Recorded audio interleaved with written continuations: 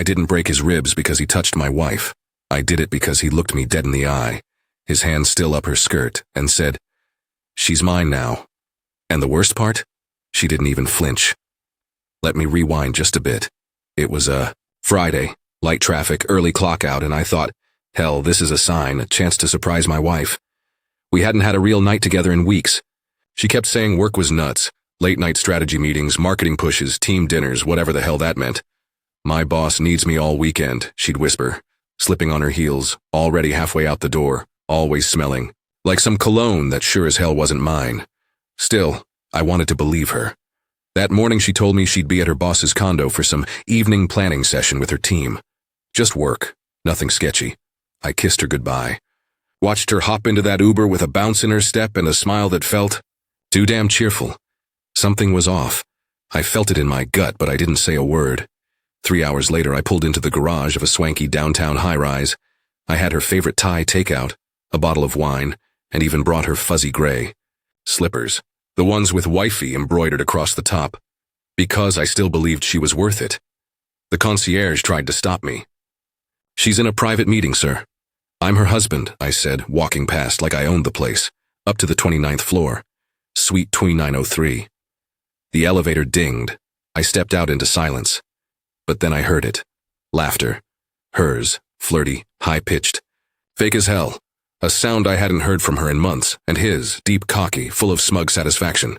Then a voice. "Come on, Rach. You know he's just dead weight. I can give you everything." I moved closer, quiet as death. "You're mine now," he said. And then the sound, a soft moan, fabric shifting, her whisper, low and breathy. Then his voice again. "Leave. She's mine now." That's when I stepped in. He was tall, tan, wearing a half-unbuttoned linen shirt like some soap opera villain. His hands were still up her skirt. And Rachel? She didn't pull away, didn't even look surprised. She looked annoyed, like I was some inconvenience, interrupting her spa day. "You should go, Kyle," she said flatly. I blinked.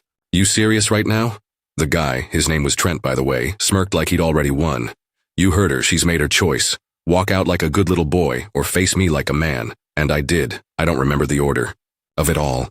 Just the sound of bones snapping, the feel of his ribs under my fists, the way his nose gave way like wet cardboard. 10 minutes later, he couldn't walk. Couldn't talk, couldn't even crawl.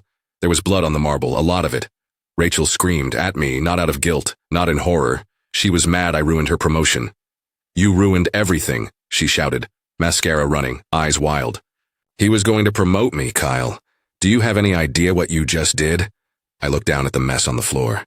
"I didn't ruin anything," I said. "You made your choice. Now you can live with it." She didn't cry because she lost me. She cried because she lost him, because her plan blew up in her face, and me. I walked out. Not because I was calm, but because if I didn't, I would have broken more than just his face. I spent the night on my brother's couch with blood on, my knuckles and a silence in my chest that felt less human, and more like something that had died. My phone, 38 missed calls from Rachel, all voicemails, all screaming. "You assaulted my boss, Kyle. You're going to jail. You destroyed my career over nothing." That last word cut deeper than anything Trent ever could. Nothing. That's what she thought our marriage was worth, and that was just the beginning. The next morning I woke up staring at the ceiling, my hands swollen, my heart numb. 38 voicemails and not a single apology, not one shred of remorse, just threats. I didn't listen to them all, just deleted them as they came in. One stood out though, not for what she said, but how she said it. "You just blew up my whole life, Kyle, over nothing." Nothing. That word sat on my chest like a boulder, like our marriage was just a temporary lease. I didn't cry, didn't rage. I felt still in the worst way. Later that day I went back to the house, not to talk, I didn't have it in me. I just needed to see it. I parked across the street like a stranger, walked in with my spare key and stood in the entryway, looking at our home like it was a crime scene. Her perfume still clung to the air, her heels still by the door, my coffee mug in the sink, half full, like the world hadn't noticed it ended. In the bedroom, her laptop was glowing on the dresser. I shouldn't have opened it, but I did. No password, no care, no shame. Messages filled the screen, a full thread. Her and Trent flirty texts, inside jokes. Weekend trips labeled as client retreats. Photos. Her sitting in his lap at work, her in that skirt in his office, him grinning behind her, hand on her thigh like she was a trophy. One message stopped me cold. Once Kyle's out of the way, we can stop pretending. Out of the way, like I was a piece of furniture in the room she was planning to remodel. That's when the snap came. Not the kind you feel in your fists, but the quiet kind. The kind that changes you. I left the laptop open. Didn't delete a thing. Didn't scream. Didn't throw her clothes into the yard. I just walked out. I drove for hours without direction. Ended up in a Walmart parking lot at midnight, just sitting there staring through the windshield like it might offer answers. When I came home, she was there, waiting, calm, like nothing had happened. She didn't run, she didn't cry, she didn't apologize. You broke into my laptop? She said, arms crossed. No, you left it open, I replied, setting my keys on the counter like we were having a normal night. She scoffed. So now you're spying on me? I stared at her for a long second. How long? She rolled her eyes. Seriously? How long, Rachel? She leaned back against the counter, her expression flat. Since February. 6 months. My knees nearly buckled, but I kept my voice steady. You've been cheating on me for 6 months? She didn't flinch. Don't make it sound worse than it is. What is it then? It was business and, yeah, something more. You stopped trying, Kyle. You got comfortable. Predictable. I could feel something hollowing out inside me. You could have just told me, I said. She snorted. And what? Start a fight every night, beg you to be someone you're not? I took a step closer. So instead, you let your boss crawl up your skirt. She flinched, not because of the words, but because the truth stung. And then she said, I don't regret it. I stopped breathing for a second. Like someone unplugged my lungs, my heart didn't break, she added. It just detached. I backed away. Then this marriage is over. She nodded like she was agreeing to a business deal. You'll be hearing from my lawyer. She picked up her purse, flipped her hair, and walked out. No tears, no apology. No turning back. I didn't stop her. Didn't beg, didn't chase. I just stood there, alone in a house full of memories that suddenly didn't belong to me anymore. The worst part wasn't her leaving. It was realizing she left a long time ago, and I just hadn't noticed. The next few days blurred together. One long, dull ache I couldn't shake. I stopped checking my phone. I stopped sleeping. I just stopped, but my mind didn't. Every time I closed my eyes, I saw her face. Not the one I married, but the one who stood there cold, arms crossed, and said, I don't regret it. It haunted me. So I did something I'm not proud of. I called Brandon. Brandon's an old friend. Works private security now. Owes me a favor. I gave him everything.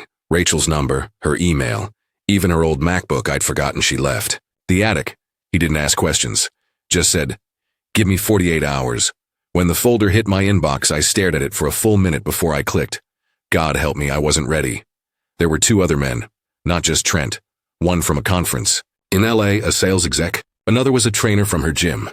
The same guy she used to complain about for being creepy. Turns out he was creepy enough to send her shirtless mirror selfies, and she was bored enough to respond with more than just emojis. There were hotel receipts, private meetups labeled as networking dinners, and pictures. Dozens of them. Selfies. Lingerie. Things she never did for me. Then I found it. A separate bank account in her maiden name. Tens of thousands stashed away. Money siphoned from our joint account over months. Little transfers, always under $500. Just enough to stay off my radar. She'd been preparing to leave me long before Trent came along. He wasn't the cause. He was just convenient. An exit strategy. That broke me in a different way. It wasn't just betrayal. It was the planning. The intention. The way she smiled at me during dinner while booking hotel rooms behind my back. I remembered one night in particular. I had a migraine. Could barely sit upright. She brought me soup, rubbed my head, kissed my forehead like she still loved me. I thanked her, told her I didn't deserve her. She smiled and whispered, "You're my world." That same night, she texted Trent under the table. That broke something in me, something deep. I sat on the edge of the bed, holding my phone, just laughing. Not the funny kind, the kind of laugh that keeps you from screaming. Then I did what I swore I wouldn't do. I called her. She picked up on the third ring. Her voice came through smooth, cold. "Kyle, I know everything," I said. LA, the trainer, the hidden account, the hotel receipts, all of it. Silence. "You really think I was that stupid?" I asked. "No," she said calmly. "I knew you were soft. I just never thought you'd look." I gripped the phone tighter, my knuckles went white. So it was all just a game to you? She exhaled, like I was wasting her time. It was survival, Kyle. You think being your wife was easy, you're predictable, safe, boring. I stayed longer than I should have. I closed my eyes and felt my stomach twist. You're not even sorry? A laugh, soft, mocking. Why would I be? I got what I wanted. And you got a wake-up call, congrats. Then she hung up. I didn't move for an hour, just sat there staring at the dark screen. I wasn't angry, I wasn't sad, I was empty. And that was the moment I decided, this ends my way. I called, Brandon back. Tie it all together, I said, photos, messages, transactions, build a timeline. I want it legal, I want it clean, I want it complete. Then I called my lawyer. We filed everything, divorce papers, asset freeze, restraining orders. I wasn't going to scream at her. I wasn't going to beg. I was going to erase her. Every dress I bought her, in garbage bags, every designer purse, in the garage, every pair of heels she wore to cheat on me, lined up like trash waiting for pickup. And then I found the letter, tucked in the back of her lingerie drawer. Not addressed to me, it was for Trent. She wrote about how powerful he made her feel, about how I was holding her back, about the day we got married and how she knew even then that she was too much woman for someone like Kyle. At the bottom she wrote, once he's gone, we'll finally be free. I burned the letter in the sink, watched her words curl into smoke. The next time I saw her, courtroom. She showed up late. Sunglasses, red lipstick, acting like she was walking into a Vogue shoot instead of a divorce hearing. She didn't speak. To me, but that was fine. I didn't need her voice anymore. I already knew what she sounded like when she lied. The courtroom was ice cold, figuratively and literally. Rachel sat across from me in her designer trench coat, sunglasses still on like she was here to renegotiate a modeling contract instead of destroy what was left of our marriage. She didn't even glance at me. No eye contact, no guilt. Just that smug little smirk. Like this was a chess match she thought she was winning. She had no idea I'd flipped the board before we even started. My lawyer handed the judge the folder Brandon put. Together, hundreds of pages. Hotel receipts, screenshots, the bank transfers, GPS logs. Even audio from her gym nights where she whispered sweet nothings to some guy named Chase in the parking lot. Rachel's expression finally cracked. Just a flicker. A twitch at the corner of her mouth. And then, like the snake she was, she smiled wider. Guess we're airing it all out, huh? She said, loud enough for the whole room to hear. I didn't respond. She wanted drama. She fed on chaos. But I was done playing the role of her tame, predictable husband. That part of me was dead. By the time court recessed for lunch, her attorney was already sweating bullets. Mine had frozen our accounts, blocked the sale of our house, and secured emergency possession of the property. Rachel's face when she found out her secret savings were legally compromised. Beautiful. She stormed up to me in the hallway, fury in her heels. You really want to play dirty, Kyle? She hissed. I looked her dead in the eyes. No, I want to end it. You're the one who brought mud. She scoffed, arms crossed tight. You can't stop me. I have leverage. I smiled. So did your boss. Where is he now? And with that, she went pale.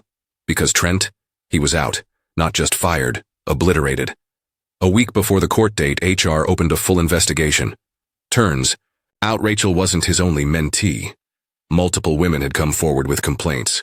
One had recordings, another had photos. He went from top-floor executive to blacklisted overnight. The company wiped his name off the site like he never existed. Rachel lost her job 2 days later, guilt by association, or maybe just karma doing her rounds. She called me that night. Shouldn't have answered. But curiosity got the better of me. She was crying. The real kind, not the crocodile tears she used to pull when she wanted new shoes. Kyle. I didn't think it would all fall apart like this. Didn't speak. You were always good to me, I know that now. I was just scared. I didn't know how to be with someone who actually cared. Still, I said nothing. I messed up, okay? She whispered. I messed everything up. You were never scared, I finally said. You were greedy, there's a difference, and then I hung up. No threats, no insults, no goodbyes, just silence. A week passed, then 2. I moved into a new apartment. Smaller, quieter, but it was mine. I left the wedding photos behind. Took only what I paid for. Burned the rest. Emotionally, if not literally. But the ghosts didn't vanish overnight. Every corner of my brain still had her fingerprints. The songs she used to sing in the kitchen. The way she used to trace circles on my arm when she couldn't sleep. All of it felt fake now. scripted, like she was auditioning for the role of wife, and I was the poor fool who cast her. But I wasn't broken. No, I was rebuilding. Brandon checked in weekly. You good, man? Better, I'd say. I started boxing again, not to hit something, to feel something, to get the fire back. Each punch a memory I no longer needed. Then one night, out of nowhere, I got a message. Not from Rachel, from Mallory, her old college friend. The one who always gave me weird vibes but never got involved. She wrote, "Hey, I heard what happened. Just wanted to say I'm sorry. For real. I always thought Rachel was off. She talked about leaving you long before she ever met Trent. She said you made her feel trapped because you were stable. I remember telling her, that's not a flaw, that's a gift. But she didn't want safe.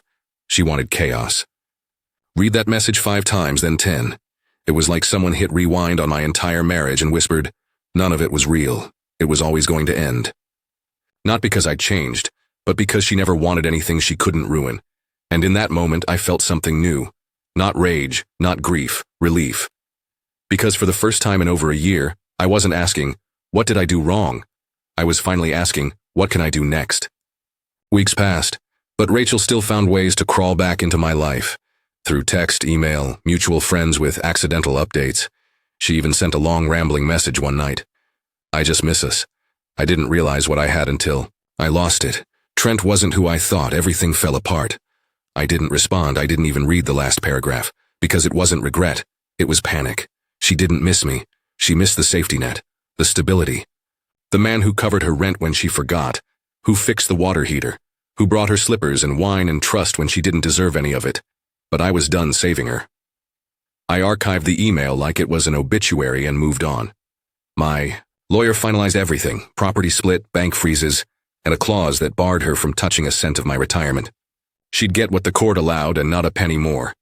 Meanwhile, I focused on breathing, sleeping, moving forward, until life, because it has a sick sense of humor, decided to throw one last punch. It was a Thursday. I'd just wrapped a brutal shift and was heading to my car when I heard screeching tires in the parking garage. A black SUV cut the corner sharp. Window rolled down. Rachel, hair perfect, lipstick blood red. But something was off. Her eyes were wild. Not sexy wild. Unhinged wild. Kyle, she gasped. Please, I need your help. I just stared at her. You serious? It's Trent, she whispered, looking over her shoulder like he might materialize behind her. He's not who I thought.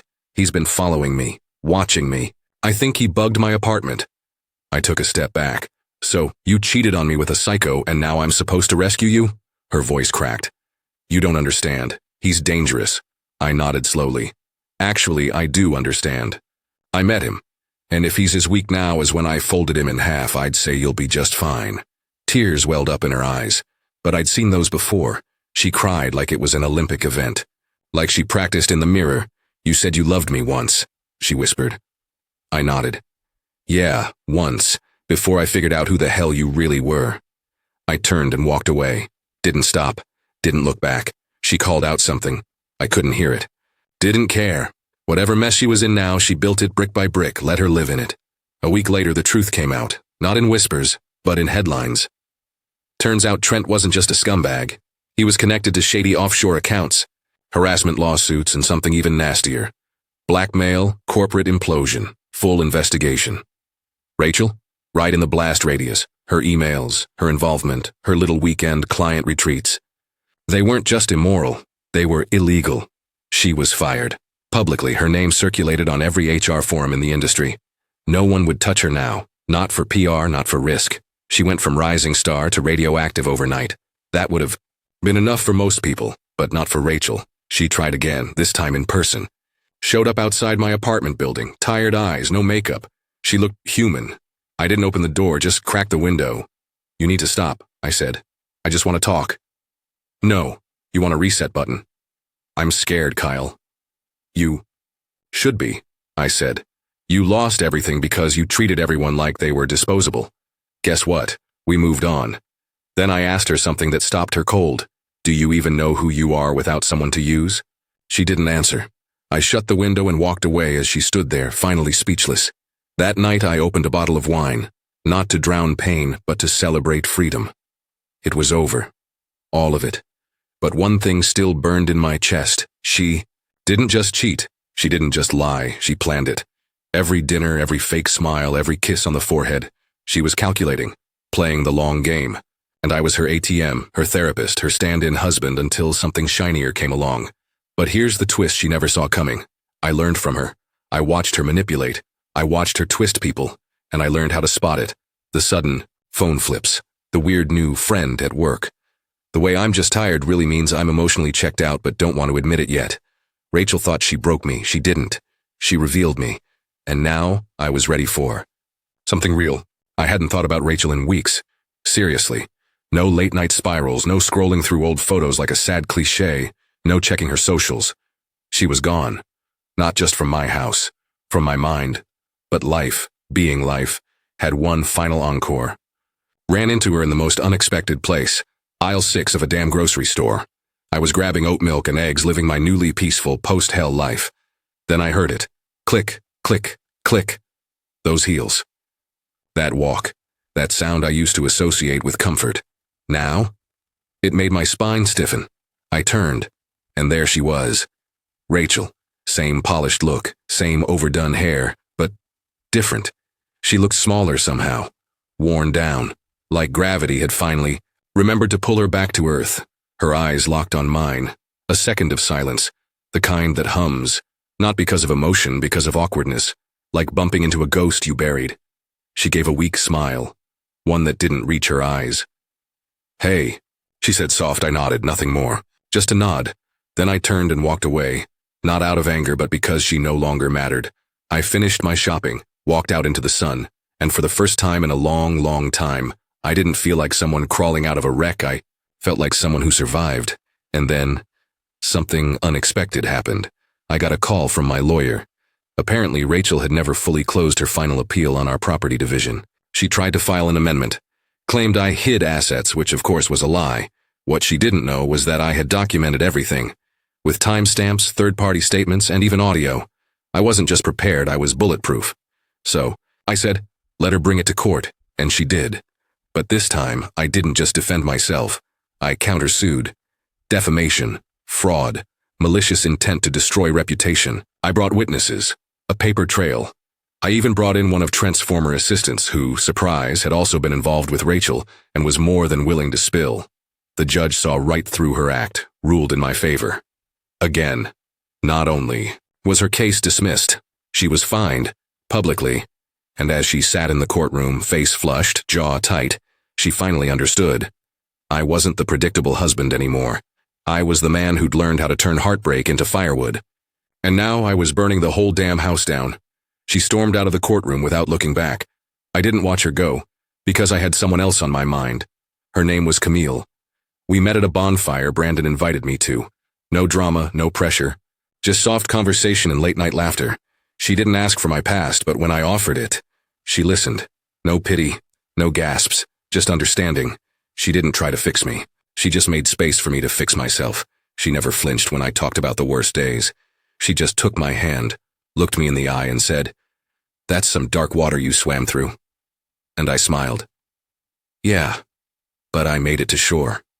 Months passed, slow, honest, real, and one morning I realized something wild. I hadn't thought about Rachel at all, not in weeks, not even once. I had peace, and peace doesn't show up with trumpets. It comes in quiet coffee mornings, shared playlists, inside jokes you didn't expect. It comes in small things, Camille humming in the kitchen, burning toast, and laughing about it like it's the best part of her day. One night, we sat on the balcony, legs tangled, stars overhead, wine half-finished between us.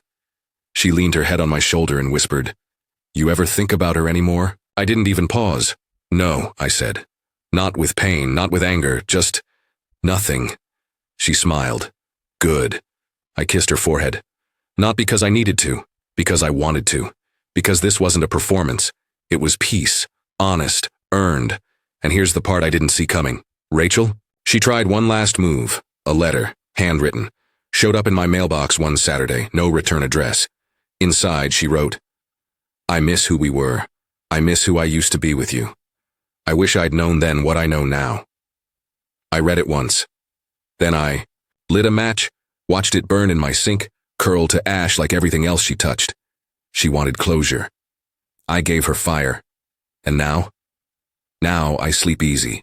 No ghosts in the closet. No knives in my back. Just soft breathing beside me. Camille's hand over mine. A life that's quiet, kind, unshakably solid. I built this from rubble, brick by brick. And if anyone's listening to this right now, sitting in that awful place I once was, thinking you're not strong enough to walk away, you are. You're not weak for staying, but you're reborn the moment you finally leave. Let them go. Let them drown in the storm they created. And you build your new home on high ground, because heartbreak doesn't destroy you. It reveals the version of you that never needed them to begin with, the one who knows exactly what they deserve now, and will never settle for less again. That's the end of today's story. Did things turn out the way you thought, or were there some surprises along the way? Share your thoughts in the comments. I'd love to hear what you think. If you enjoyed this journey, don't forget to hit the like button. And if you haven't joined the community yet, now's the perfect time. Subscribe and turn on notifications so you're always the first to catch new stories. Thanks for watching, and I'll see you in the next adventure.